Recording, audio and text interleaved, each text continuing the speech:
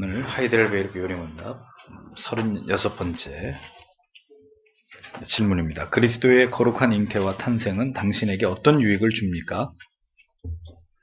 그리스도는 우리의 중보자이시고 잉태되고 출생할 때부터 하나님의 나의 죄를 우리의 신앙과 온전한 거룩함으로 하나님 앞에서 가려주시자.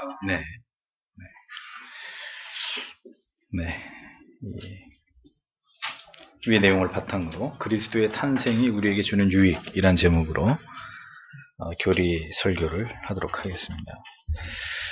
자, 예수 그리스도는 우리가 중보자라고 이렇게 부릅니다. 중보자의 가장 중요한 사명은 하나님의 영원한 징벌 아래 놓인 죄인들을 위해서 죄값의 모든 대가를 대신 지불하심으로 하나님과 단절된 관계를 회복하시는 것입니다. 중보자로서의 사명을 감당함에 있어서 바로 여러분들이 잘 아시는 대로 삼중직, 즉 선지자와 제사장과 왕직을 메시아이신 예수 그리스도께서 이 땅에 계실 때 성실하게 수행하셨습니다. 그 중보자의 조건은 반드시 우리와 같이 죄가 있는 존재이어서는 안 되고, 또 우리와 같이 거룩하지 않고 순결하지 않은 존재는 절대로 중보자가 될 수 없습니다.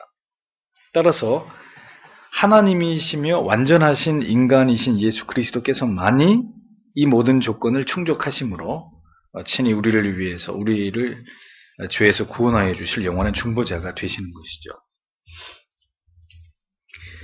죄의 굴레에서 절대로 자유할 수 없는 그 어떤 인간이 도대체 그 어떤 공로를 가지고 하나님 앞에서 또 다른 죄인을 중보할 수 있겠습니까? 자기 죄 문제도 해결하지 못하는 주제들이 누구의 영혼을 대신 우리가 중보를 한다는 말입니까? 말이 될 수 없는 이야기예요. 누군가를 위한 나의 기도에 하나님께서 응답해 주심을 그걸 자기의 의로 삼겠습니까? 내가 기도했더니 당신이 이렇게 됐다. 참 오만방자한 말입니다. 내가 기도하면 그렇게 되고 내가 기도 안 하면 그렇게 안 되는 것인가요? 그렇다고 기도하지 말라는 게 아닙니다. 문제는 그런 식으로 자기의 기도를 의삼아 드러내는 것은 중보자이신 그리스도 앞에 너무나 부끄러운 일이라는 거죠. 내가 기도했기 때문에 내 기도에 하나님이 저 형제에게 저 자매에게 저렇게 응답해 주신 것이다. 이런 것들은 절대로 중보자의 영광을 가리우는 표현들입니다. 목사가 아무리 여러분들을 위해서 기도해드렸다 그래도 제가 여러분들에게 내가 당신을 위해서 기도했습니다. 이런 표현을 하지 않는 것은 그건 마땅히 해야 될 일이요. 참된 중보자는 목사가 아니라 우리의 영원한 중보자는 오직 예수 그리스도 뿐이기 때문에 그런 표현을 절대로 하지 않는 것입니다. 예수 그리스도 외에는 누구도 중보자라는 표현이나 중보라는 표현은 허락되지 않는다는 것을 잊어버리지 마십시오. 우리 교단과는 달리 다른 교단에서는 중보 기도 모임, 중보자 이런 표현들을 서슴지 않습니다. 이것은 성경에 대한 아주 몰지각함입니다. 이 중보자, 중보라는 표현은 오직 예수 그리스도 이외에는 사용될 수 없는 그런 표현입니다. 아무도 예수 그리스도 이외에 우리의 죄를 대신 고하거나 그 죄를 사하시거나 그 죄를 가리워 주실 수 있는 그런 존재는 존재하지 않아요. 그리스도께서 완전하신 인간의 모습으로 이 땅에 오셨기 때문에, 그리고 그가 우리의 죄의 짐을 지시고 죽으심으로 그 값을 대신 지불해 주셨기 때문에 우리는 이 땅에 태어나면서부터 하나님의 존전에서 행하여진 모든 죄들이 가리워지게 될 수 있었다는 것을 잊어버리면 안 됩니다. 여러분, 자, 칭의란, 이거 자꾸 이렇게 울리는 소리가 나죠? 칭의란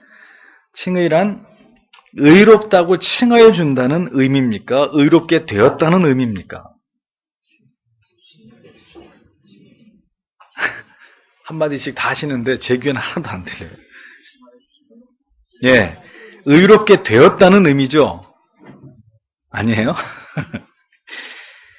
칭의란 의롭다고 칭하여 준다는 의미이지 의롭게 되었다는 의미가 아닙니다. 칭의에 대한 여러분들이 많은 교리들을 접할 때 이 칭의의 문제에서 이 문제에 있어서 이 부분을 굉장히 중요하게 다루는 것들을 교리를 잘 공부하다 보면 알 수 있어요.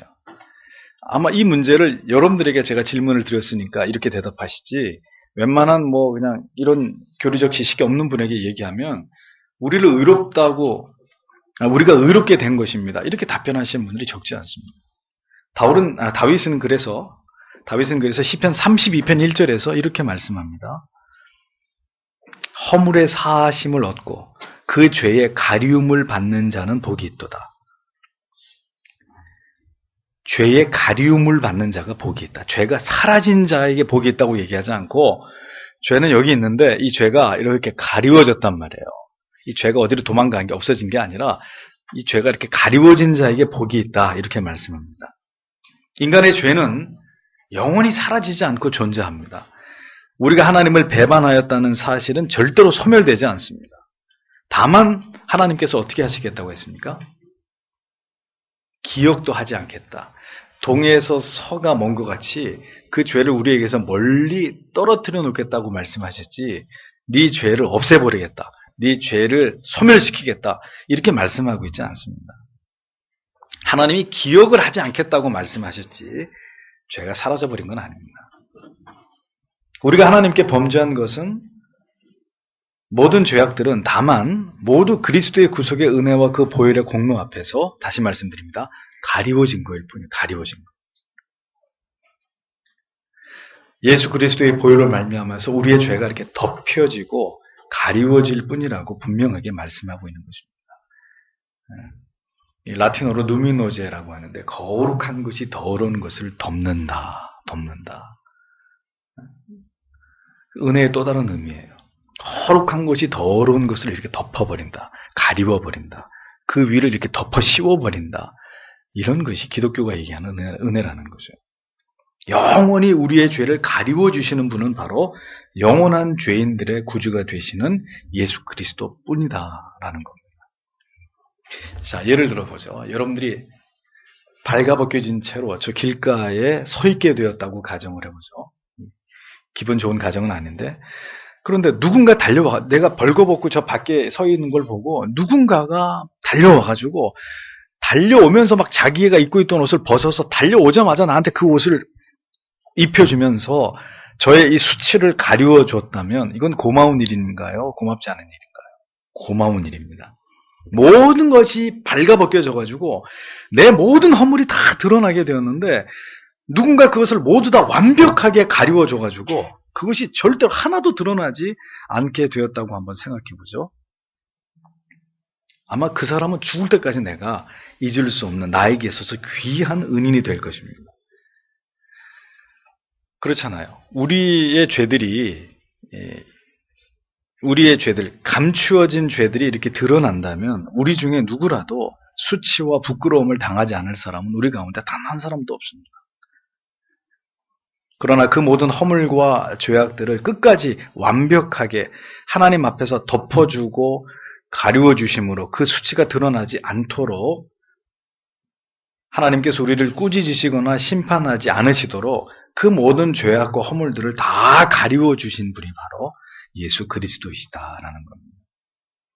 마귀는 반대입니다. 마귀는 어떤 존재입니까? 예수는 덮어주시는 존재, 마귀는 들추어내는 존재. 마귀는 들추어내는 자입니다. 우리의 모든 죄성, 우리의 모든 허물, 우리의 모든 죄들을 다 들추어냅니다. 개가 그러잖아요, 개가. 집에 키우는 개들이 그러죠. 어디 이렇게 꾸깃꾸깃 구석에다가 박아놓은 거, 꼬랑나는 거, 기어코 찾아가서 다 손님 왔는데 다 끄집어내놓고, 다 이렇게 벌려놓고, 개가 그렇잖아요. 마귀는 그런 존재입니다. 때때로 마귀가 우리 안에서 우리에게 속삭입니다. 너 같은 죄인은 절대로 구원받을 수 없어. 하나님은 너 같은 인생을 절대로 사랑하시지 않아. 우리의 과거에 지은 죄를 끄집어내가지고 그걸 가지고 우리를 정죄합니다. 우리를 고발합니다. 너 이랬던 인간이야? 네가 뭐 교회 가서 네가 뭘 한다고? 웃기는 소리 하지 마. 하나님이 그런 거 안 기뻐해. 자꾸 죄가 생각나게 하고, 그래서 우리의 수치심을 자극하고 하나님 앞에서 자꾸 우리 자신을 이렇게 위축되도록 그렇게 회방하는 존재가 바로 마귀란 말입니다. 그리스도만이 우리의 도피성입니다. 우리의 모든 수치와 부끄러움을 가리워 주시는 분이십니다. 그래서 그리스도 안으로 피한 사람만이 절대로 정죄를 받지 않을 수 있는 것이고 죄책에 대해서 자유한 자가 될 수 있는 것입니다. 그리스도께서는 그렇게 우리의 죄를 가리워 주시기 위해서 무죄함과 완전한 거룩함으로 이 세상에 오셨고 그분이 이 세상에 사시는 모든 그 시간 속에 하나님은 몸소 그렇게 거룩한 삶을, 순결한 삶을 실천하신 분이십니다. 그래서 우리는 그분의 그 거룩하심과 순결하심으로 그리고 그 고결하신 죽으심으로 마침내 우리의 모든 죄가 완벽하게 가리워지는 은총을 그 말로 다 할 수 없는 영혼의 유익을 얻을 수 있게 된 것이라는 거죠. 그래서 이사야 선지자는 그 갚을 길이 없는 그리스도의 사랑과 은혜를 생각하면서 이사야 53장 5절, 6절에서 이렇게 메시아를 고백하죠. 뭐라고요? 그가 찔림은 우리의 허물을 인하며 그가 상함은 우리의 죄악을 인함이라. 그가 징계를 받음으로 우리가 평화를 누리고 그가 채찍에 맞음으로 우리가 나음을 입었도다. 우리는 다 양 같아서 그릇 행하여 각기 제 길로 갔거늘 여호와께서는 우리 무리의 죄악을 그에게 담당시키셨도다. 이렇게 노래한 것입니다. 우리 무리의 죄악을 그의 아들에게, 그에게 모두 담당시키신 하나님이시다. 우리는 죽었다 깨어나도 그 하나님의 사랑과 은혜를 100% 온전하게 이해할 수 없습니다. 그리고 그 사랑을 갚을 길이 없습니다. 그런 은혜를 받고 진리 안에서 그런 하나님의 놀라운 사랑을 발견한 사람들이 고백하는 거예요. 뭐라고요? 늘 울어도 눈물로써 못 갚을 줄 알아 몸 밖에 드릴 것 없어 이 몸 바칩니다. 그게 그런 고백이에요. 늘 울어도 울고 또 울고 또 울고 또 울어도 그 많은 눈물로도 갚을 방법이 없어서 생각해낸 게 뭐냐? 내 몸이라도 하나님 앞에 드리겠습니다. 죽을 때까지 하나님 당신의 나라를 위해서 나를 써주십시오. 그렇게라도 고백하지 않고는 미칠 것 같은 거죠. 받은 게 너무 많은데 이걸 어떻게 해서라도 갚아야 되겠는데 갚을 방법이 없어요. 차라리 돈을 내놓으라고 그러면 돈을 내놓고 뭐 다른 걸로 어떻게 하라 그러면 하겠는데 그것도 갚을 수 없다는 걸 알아요. 그래서 내가 내린 결론은 내 생명을 당신께 바치겠습니다. 그겁니다. 그 은혜와 사랑을 깨달은 사람들은 예외 없이 그 사람이 신자라면 그 예수 그리스도의 사랑과 그 하나님의 크신 은혜를 진정으로 체험한 사람이라면 이런 고백을 하지 않고는 하라 그래서 하는 게 아니에요. 목사가 어떻게 당신이 구원받은 하나님의 자녀로서 그런 고백을 하지 않을 수 있습니까? 이렇게 해서 마지못해서 하는 게 아닙니다. 내 영혼의 세포 하나하나가 그렇게 고백하지 않고는 그렇게 살아드리려고 매 순간 하나님 앞에 몸부림치지 않고는 견디질 못하는 거죠. 그 양심의 가책이. 그 선한 눌림이 내 안에서 떠나지 않는 것입니다. 율법은 피 흘림의 제사를 통한 속죄를 우리에게 지엄하게 말씀하고 있을 뿐입니다. 그 율법의 요구에 대한 거룩하고 순결한 죄 없으신 탄생과 속죄의 죽음만이 우리의 모든 죄를 속량할 수 있는 유일한 길입니다. 중보자의 무죄함과 완전함과 거룩함은 이 모든 조건을 충족시키기에 충분하죠. 그러니 누가 이 그리스도를 통하지 않은 구원을 감히 이야기하느냐는 거죠. 아침에도 얘기했습니다만 누가 이 그리스도를 통한 길 이외에 다른 구원의 길을 이야기하고 인정하고 그렇게 해서 같이 잡탕이 돼가지고 하나님을 예배하겠다는 이런 말 같지도 않은 짓들을 하냔 말이에요. 저주스러운 일이에요. 저주스러운 일. 그 누가 당신의 죄를 위해서 그 죄짐을 짊어지고 갈보리 언덕길을 피로 물들이면서 걸어가실 수가 있다는 말입니까? 누가 그 영원한 죄악의 저주와 진노에서 여러분들을, 당신을 건져내 주실 수가 있다는 얘기입니까? 여러분, 무시무시한 이 십자가 위에서의 죽음과 그 고초는 우리에게 뭘 보여주는 걸까요? 죄악에 대한 하나님의 두렵고 떨리는 그 진노하심이 그 지극히 그 하나님의 죄를 향한 하나님의 혐오와 진노의 지극히 일부가 그날 갈보리 언덕 위에서 그렇게 나타난 것일 뿐입니다. 십자가 위에서 그리스도께서 당하신 고난을 생각하면서 우리는 죄에 대한 그리고 그 죄를 향한 하나님의 불붙는 진노하심과 그 하나님의 지엄하신 심판에 대한 두려움에 떨어야 되는 거예요. 십자가는 사랑할 만한 것이고 아름다운 것이고 우리를 향한 하나님의 선물, 맞아요. 틀린 얘기 아니에요. 그것이 전부라고 생각하면 오산이에요. 그 처절한 십자가 위에서의 고초와 그 침뱉음과 그 수치와 모멸감과 그 인간이 당할 수 있는 상상을 불허하는 그런 고통들, 그건 뭘 의미하는 것이냐? 하나님의 죄에 대한 진노, 죄에 대한 하나님의 혐오를 보여주는 것이라는 거죠. 그리스도께서 그 저주를 나를 위해서 온몸으로 감당하시지 않았다면 그 모든 죄의 저주와 하나님의 심판은 고스란히 누구에게 부어질 것들이었습니까? 나에게 다 부어질 것들이었습니다. 우리 그것을 생각하면서 한시도 우리가 본질상 마귀의 자식이었다는 사실을 잊어버리면 안 되는 거예요.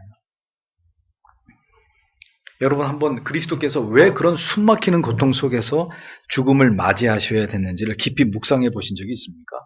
죽음을 맞이하는 많은 방법이 있는데 어차피 죽음으로 우리의 죄값을 씻을 것 같았으면 좀 더 편안한 죽음, 신사적인 죽음, 죽음을 맞이할 수 있는 많은 방법들이 있었는데 왜 당대에 가장 극심하고 잔인하기로 소문난 그런 형벌을 받아서 그리스도께서 돌아가셔야만 됐는지를 생각해 보신 적이 있냔 말이에요. 이 모두가 죄를 씻어서 우리를 구원하시기 위한, 우리에게 유익을 주시기 위한 피할 수 없는 하나님의 조치였고 반드시 주께서 감당하셔야만 했던 대가였기 때문입니다. 자, 구약의 제사로 거슬러 올라가 보죠. 아까도 우리 집사님들하고 그런 말씀 나눴는데 모든 드려지는 제물들을 자세히 한번 보세요. 자, 어떤 형태로 제물이 드려집니까? 산산이 쪼개어지고 철저하게 해체되는 순서를 통해서 하나님께 그 제물이 드려집니다. 처음에는 포동포동하게 하얀 털로 덮인 양으로 끌고 왔는데 잠깐 지나고 나면 그 양이 본래의 양이었는지 뭐였는지 도무지 알 수 없을 만큼의 끔찍한 형태로 산산이 다 해체돼 버립니다. 내장까지 다 드러나게 되는 그런 처참한 어떤 그 해체, 쪼개짐의 순서를 통과하게 됩니다. 그렇게 간단히 급소를 푹 찔러가지고 죽이는 것으로 끝내고 곧바로 제단 위에 올려놓고 제물로 그냥 드렸던 게 아니라 아주 정교하게 사지가 절단되고 목이 잘리우고 내장이 다 드러나고 해체되는 순서를 통해서 마침내 그 제물이 제단 위에 올려지는 것이었습니다. 그것도 제물을 끌고 오면 그 성전의 마당에다가 묶어놓고 한 3일을 제사장이 이렇게 지켜봐요. 정상적으로 먹고 정상적으로 싸고 문제가 없는지 한 3일을 지켜봤다가 아주 건강하고 상태가 양호하면 그것을 그렇게 잡아서 제물로 드렸고 이 상태가 좀 안 좋아 거품이 자꾸 입에서 나오고 눈이 이렇게 휙 돌아가고 피똥을 싸고 가져가라. 그런 건 제물로 드리지 않았어요.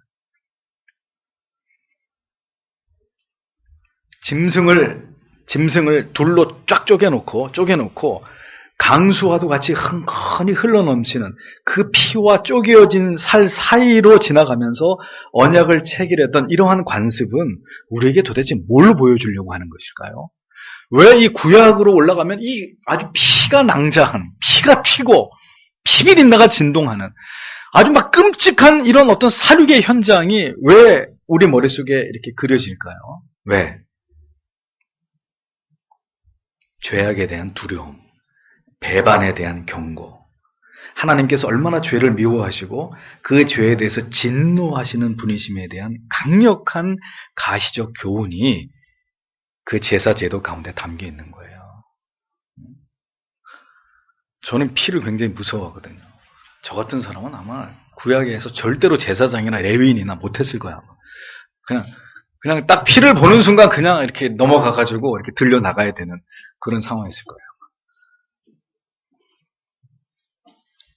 그렇게 그렇게 내가 쪼개어지지 않고 그 모든 죄가 가리워진 채로 내가 그렇게 산산조각이 나고 찢겨지고 살이 발려지고 내장이 드러나고 내가 그 모든 것을 내가 지불해야 되는데 구약의 제도 속에서는 구약의 제사 제도 속에서는 그 제물이 그리고 신약 예수 그리스도가 이 땅에 오신 이후로는 갈보리 언덕 위에 그 처참한 몰골로 달려오신 예수 그리스도 그게 나의 모습이라는 거죠. 내가 그렇게 돼야 될 모습이었다는 것을 보여주신 그게 죄의 대가라는 것을 하나님은 그렇게 해서라도 그 피비린내를 맡으면서 죽어가는 그 짐승의 그 처참함을 보면서 온몸에 피가 튀는 그런 모습 속에서 죄다. 이것이 죄다. 하나님 그것을 우리에게 말씀하시려고 했다는 겁니다. 죄가 가리워진다는 거 그렇게 간단한 문제가 아닙니다. 그렇게 예사롭고 한가한 문제가 아닙니다. 우리가 예수 그리스도의 속죄하심의 공로와 그 유익에 대해서 깊이 감격하고 감사하기 위해서는 먼저 언제든 우리의 죄가 적나라하게 말씀 앞에 드러나고 그 죄를 직시 혹은 적시하는 일들이 언제나 우리에게 선명하게 반복되어져야 합니다. 그래서 개혁교회를 다니는 성도님들의 기도를 보면 아주 독특한 그 요소들이 언제나 그 안에 들어있어요. 뭐예요? 죄에 대한 정직하고 진솔한 참회의 내용이 언제든 그 기도 속에서 발견되어집니다. 근데 그런 교회가 아니고 그런 어떤 분명한 교리적 지식이 없는 교회에서의 기도의 대부분은 뭐예요? 다 복이에요, 복. 주세요, 주세요. 선명하게 자기의 죄를 직시하는 일들이 계속해서 반복되어야 됩니다. 절대로 죄를 가볍게 여기거나 우습게 생각하지 않는 우리가 주님을 만나게 될 때까지 언제나 죄를 죄 되게 이런 표현은 굉장히 중요합니다. 하나님을 하나님 되시게 죄가 죄 되게 예배가 예배 되게 이런 표현들 죄가 죄 되도록 죄를 죄 되게 깨닫고 발견하고 그 죄의 악함을 양심의 고통 속에서 느끼고 또 느끼면서 그 죄들이 하나님 앞에서 얼마나 추악하고 하나님을 진노케 하고 하나님의 마음을 아프시게 하는 원흉들이었다는 것에 대한 이 분명한 의식이 늘 우리 안에 칼날같이 서 있어야 되는 그런 사람 안에서 십자가가 우스워지지 않는 것입니다. 그리스도의 속죄와 보혈의 공로가 절대로 가벼워지지 않을 수 있는 거죠. 그걸 잃어버리면 끝인데요.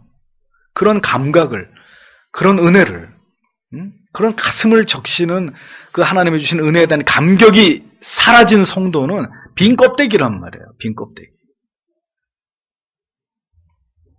그런 칼날 같은 의식을 가지고 살아가는 것이 바로 죄를 멀리하는 방법입니다. 때때로 이 모든 죄들을 하나님 앞에서 어떻게 해야 할까?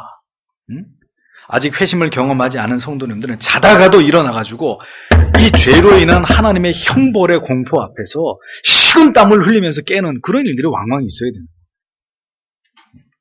오늘날 왜 회심하는 사람들이 적으냐? 강력한 율법의 정죄를 가지고 네가 죄인이다. 너는 소망이 없는 지금 죽으면 당장 지옥불에 떨어질 죄인이다. 라는 분명한 자기 자신이 서 있는 위치에 대한 정확한 어떤 진단이 이루어지지 않기 때문에 그래서 사람들이 대면대면하게 살아가는 거예요.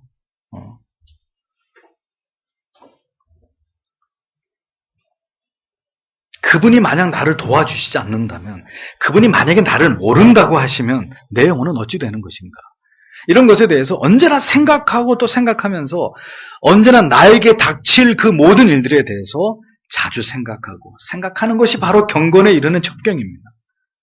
십자가의 공로를 잊지 않고 살아가는 깨어있는 신앙생활의 첩경이 되는 것입니다. 예수를 믿는 것, 그래서 장난이 아닌 거예요. 그렇게 절대로 가벼운 일이 될 수 없는 것입니다. 나에게 가장 필요한 분, 정말 그분이 절박하고 나에게 절실하게 필요하다고 믿고 어떤 일이 있어도 예수 그리스도만을 꼭 붙잡는 것, 그것이 바로 예수 그리스도를 신앙하는 것이고 그에게서 말할 수 없는 유익을 기대하면서 그 구원을 신뢰하는 사람들의 사뭇 진지한 모습이라는 것을 기억하셔야 되는. 그래서 가벼우면 안 돼요. 예수 믿는 사람은 절대 가벼우면 안 돼요. 진지하게, 뜨겁게, 열렬하게 오늘이 마지막인 것처럼 설교란 그렇게 정의했습니다. 죽어가는 사람이 죽어가는 자에게 죽어가는 비통한 심정으로 마지막으로 해야 되는 말이 설교라고 얘기했습니다. 교사 여러분, 그것이 여러분들의 어린 자녀들에게 가르치는 내용이 되어야 돼요. 이 영혼이 오늘 내가 전하는 이 말씀을 듣고 죽는다. 나는 오늘 이 말씀을 듣고 죽는 그 영혼에게 나는 마지막 하나님의 말씀을 전하는 것이다.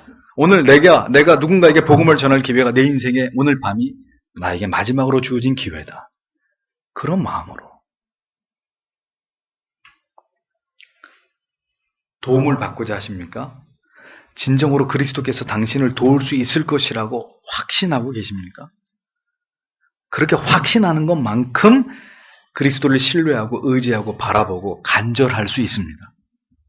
아시겠습니까? 마음으로는 확신하지 않고 의심하고 있는데 입으로는 확신하고 절박하고 그럴 수 없어요. 그렇게 겉과 속이 따로 놀 수도 있는데 그건 아무 의미가 없는 거죠. 그건 믿음이 아닌 거죠. 진지하게 이 십자가의 사랑과 그 공로를 묵상하면서 그것이 진정한 영혼의 기쁨이 되지 않는 자에게는 그 어떤 것도 참된 기쁨이 될 수 없습니다. 한번 해보세요. 예수 안에서 참된 기쁨을 맛보지 못하는 크리스찬이 세상에 나서 돈을 물수듯이 써보고 뭐 맛있다는 건 다 한번 차려놓고 먹어보고 재밌다는 데는 다 다니면서 한번 즐거워해보세요. 그게 여러분들에게 행복이고 즐거움으로 찾아오는지. 만약에 그런 것에서 너무너무 기쁘고 즐겁고 행복함을 맛본다. 그러면 그 사람은 택자가 아닌 거죠. 목이 마르다고 해서 바닷물을 퍼먹을수록 계속해서 견디기 힘든 갈증에 시달리고 계속해서 탄산음료를 마시면 마실수록 해갈이 안 되듯이 신자는 자꾸 세상에서 그런 것들을 맛보고 누리고 체험하려고 하면 할수록 더 타는 듯한 영혼의 갈증을 느끼게 되어 있습니다. 예수를 마시지 않는 한, 아침에도 설교했습니다만 예수를 체험하지 않는 한, 빛이신 예수가 어둠 속에 있는 내 속에 들어오시지 않는 한은 죽을 때까지 참된 기쁨, 진정한 행복은 없는 거예요. 기대하면 안 돼요. 그 예수를 만나지 못한 자들의 모든 오늘의 행복해 보이는 모습들과 여유로운 웃음들은 어느 시점에서인가 통곡의 눈물이 될 것이고 고통으로 일그러지는 흉악한 얼굴로 돌변하게 될 것입니다. 그날은 반드시 우리에게 오고야 맙니다. 오늘 그 구속하심의 은혜와 감격과 기쁨을 모르는 자, 영원한 진노하심 아래 끝없는 신음과 고통 소리의 절규들 속에 머물게 될 겁니다. 영원히. 그러니 그 예수를 믿음으로 그 모든 죄로부터, 죄책으로부터, 지옥의 형벌로부터 벗어나고 그 모든 죄로부터 가리움을 받을 것인지, 그래서 우리의 말할 수 없는 큰 유익을 누릴 것인지, 아니면 그 영원한 심판 아래 지옥의 형벌을 받을 것인지에 관해서 여러분 자신의 영혼을 놓고, 그리고 여러분이 사랑하는 사람들의 영혼을 놓고 우리는 오늘도 이 말씀을 들으면서 이 말씀을 듣고 집으로 돌아가시면서 고민하고 또 고민해야 되는 이유가 바로 여기에 있는 것이라는 것. 기도하겠습니다.